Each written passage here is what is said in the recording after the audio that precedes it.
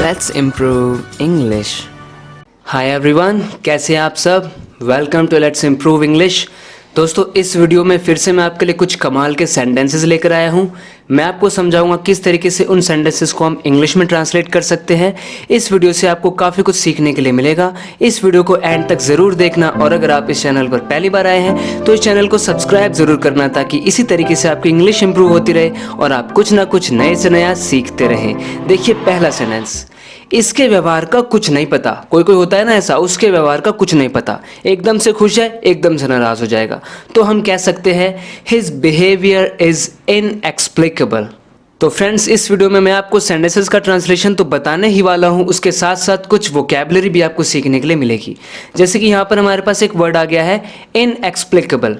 If something is inexplicable, that means it is difficult to be understood. कोई चीज़ को समझना मुश्किल है, समझाया जाना मुश्किल है, उसे inexplicable बोलते हैं। His behavior is inexplicable, यानी उसका behavior inexplicable है। इसका मतलब उसके behavior के बारे में कुछ कहा नहीं जा सकता, कुछ नहीं पता उसके बारे में, चेंज हो जाता है वो कभी भी। इसके पीछे कौन है? कोई भी एक बात हुई है, हम बोलते हैं ना इसके पीछे कौन है। हम कह सकते हैं who is behind this. Simple enough, who is behind this, यानी इसके पीछे कौन है। मेरी बारी तो कभी आई ही नहीं, मेरी बारी तो कभी आई ही नहीं, इसे कैसे कहेंगे? I never got a turn, I never got a turn. Simple past का सेंटेंस है ये, इसलिए गेट की सेकंड फॉर्म गॉट का यहाँ पर यूज हो रहा है। क्या नहीं मिला मुझे? A turn. टर्न यानी कि बारी। I never got a turn यानी कि मेरी बारी तो कभी आई ही नहीं, मुझे मिली ही नहीं। कितनी बार तुमसे मैंने कहा है कि बाहर नहीं खेलना। ऐसे में बच्चों को बोलना पड़ता है ना, वो बार बार बाहर ही खेलते हैं जाके। कितनी बार तुमसे मैंने कहा है कि बाहर नहीं खेलना। How many times have I told you not to play outside. How many times यानी कितनी बार। प्रेजेंट परफेक्ट है, यानी मैं कह चुका हूँ। हैव आई टोल्ड, टेल की third form told. How many times have I told, कितनी बार मैं बता चुका हूँ। यू यानी तुमको बता चुका हूँ। Not to play outside. आप देखिए टेल के बाद जब भी हमें सेंटेंस को नेगेटिव बनाना पड़ता है ना, तो ऐसे बनाते हैं।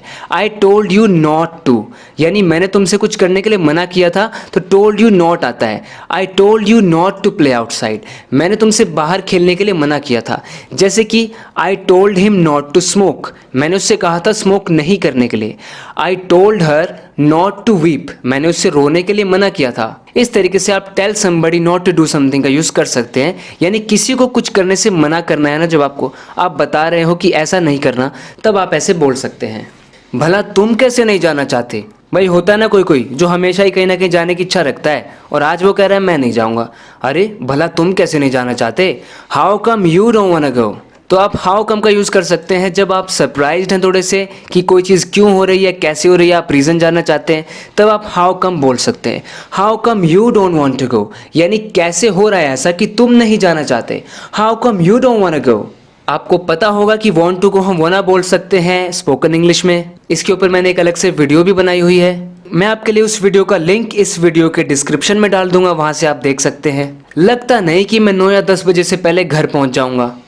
ऐसा होता है ना, कभी कभी हम बाहर गए होते हैं, एक्सपेक्ट किया होता है हमने कि हम जल्दी घर पहुंच जाएंगे, पर वहां जाके देखा बहुत टाइम लगने वाला है, तब हम कहते हैं लगता नहीं कि मैं 9 या 10 बजे से पहले पहुंच जाऊंगा। तो हम कह सकते हैं I don't think I will get home before 9 और 10।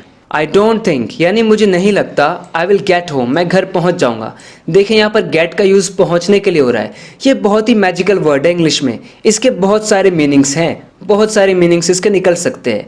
जैसे कि मिलना, सुनना, हासिल कर लेना, पहुंच जाना यहाँ पर हो रहा है। आई विल गेट होम मैं घर पहुंच जाऊंगा बिफोर 9 और 10, 9 या 10 से पहले। लेकिन आई डोंट थिंक मुझे नहीं लगता।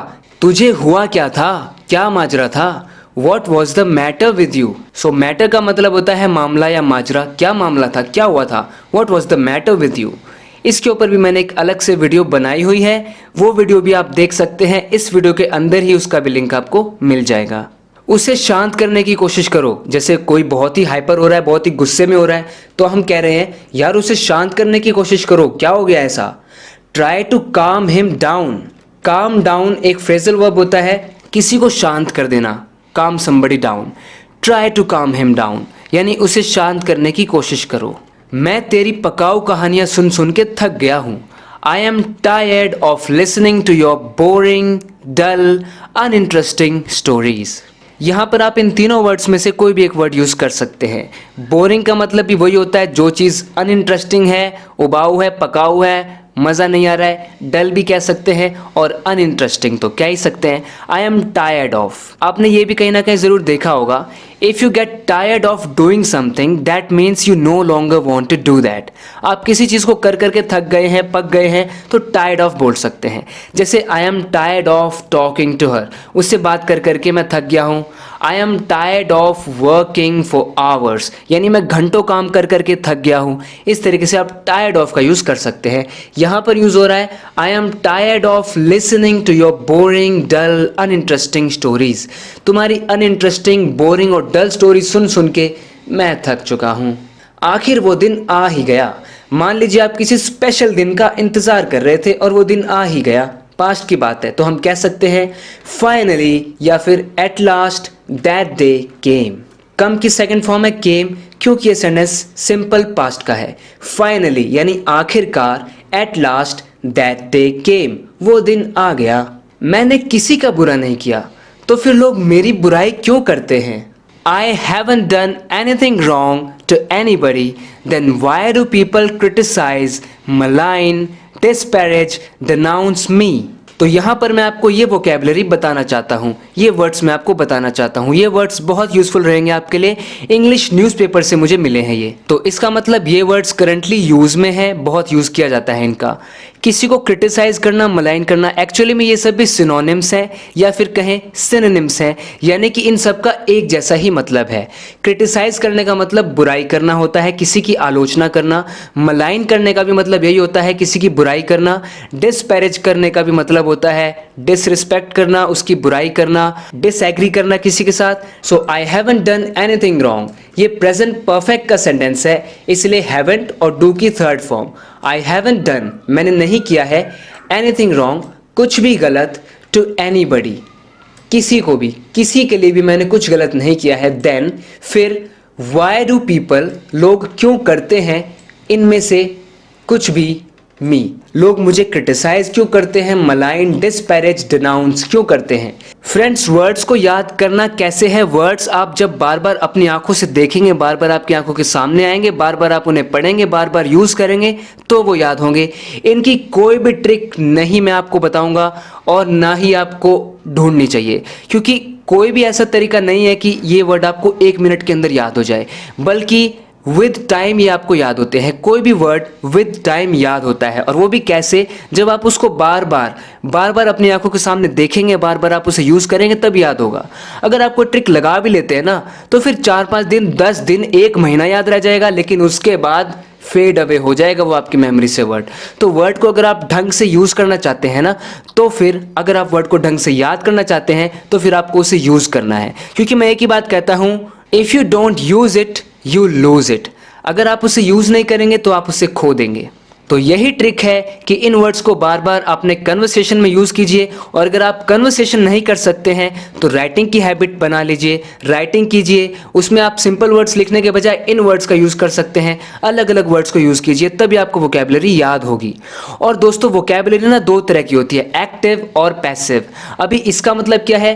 एक्टिव वोकैबुलरी वो होती है जिन वर्ड्स का यूज़ आप कन्वर्सेशन में करते हैं, यानी अपनी रियल लाइफ में बात करते वक्त हमेशा उन वर्ड्स का यूज़ आप करते हैं। और कुछ वर्ड्स ऐसे होते हैं जो आपने बस याद कर लिए हैं, लेकिन उन्हें आप कभी भी यूज़ नहीं करते, तो वो आपकी पैसिव वोकैबुलरी है। तो पैसिव वोकैबुलरी का इतना ज़्यादा फ़ायदा नहीं है, एक्टिव वोकैबुलरी का फ़ायदा है। क्योंकि जो चीज़ पैसिव रहती है ना, वो ज़्यादा लंबे टाइम तक टिकती भी नहीं है।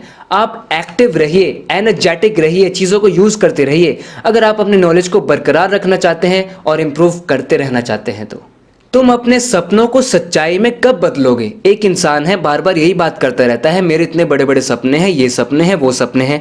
हम उसे सलाह दे रहे हैं, यार कब बदलोगे सपनों को सच्चाई में? सच्चाई में बदलो ना, सपनों में जीते रहने से क्या मिलेगा? When will you turn your dreams into reality? Future tense है, इसलिए when will you turn, तुम कब बदलोगे? क्या बदलने की बात हो रही है? योर ड्रीम्स, यानी अपने सपनों को, इनटू रियलिटी, सच्चाई में। सच्चाई में कब बदलोगे अपने ड्रीम्स को? मैंने अपने लिए एक नई शर्ट खरीदी। I bought myself a new shirt. Spoken English में इस तरीके से कहा जाता है, I bought myself a new shirt. Very stylish way to say that. बहुत स्टाइलिश तरीका है कहने का। I bought myself a new shirt. I bought myself a new watch. अपने लिए मैंने एक नई वॉच खरीदी।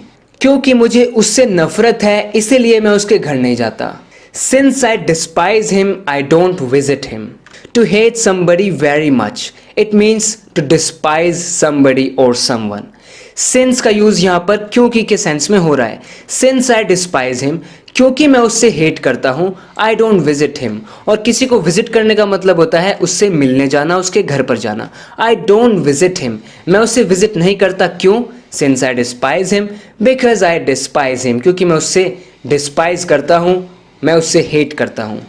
मैं इस टी शर्ट को कम ही पहनता हूँ। कोई टी शर्ट है, मैं इस टी शर्ट को कम ही पहनता हूँ, आप बता रहे हैं तो कहेंगे I rarely, seldom, hardly ever wear this t-shirt. ये सभी एडवर्ब्स ऑफ फ्रीक्वेंसी हैं। इन सब का मतलब होता है कोई काम को जब बहुत कम बार किया जाता है, फ्रीक्वेंसी बहुत कम है। If you rarely do something that means you do it once in a while, you do it once in a blue moon, यानी एक बहुत लंबे टाइम में आप एक बार करते हो। I rarely, I seldom, I hardly ever wear this T shirt, यानी इस टी शर्ट को मैं बहुत ही कम पहनता हूँ, ये मतलब है। इनमें से आप कोई भी एक एडवर्ब का यूज़ कर सकते हैं। And yeah, that's right. There might be more adverbs that you can use. उसके ऊपर से उसकी नजर नहीं हट रही। He can't take his eyes off her. होता है ना कभी कभी, एक आदमी बस घूरे ही जा रहा है, किसी को नजर ही नहीं हट रही। He can't take his eyes, यानी वो अपनी आईज को off her, यानी उससे नजर हटा ही नहीं पा रहा है, वो हटा ही नहीं सकता। He can't take his eyes off her. मेरे पास एक मस्त प्लान है। दोस्तों ये एक फिल्म का शायद एक डायलॉग है, आप मुझे कमेंट्स में बताना अगर आपने पकड़ लिया हो कि ये किस फिल्म का डायलॉग है। मेरे पास एक मस्त प्लान है। I have a brilliant plan, I have a brilliant plan. तो फ्रेंड्स वाकई मेरे पास आपके लिए एक बहुत मस्त प्लान है आपको इंग्लिश इंप्रूव करते रहने का। आपकी इंग्लिश को मैं बुलंदियों पर पहुंचा दूंगा।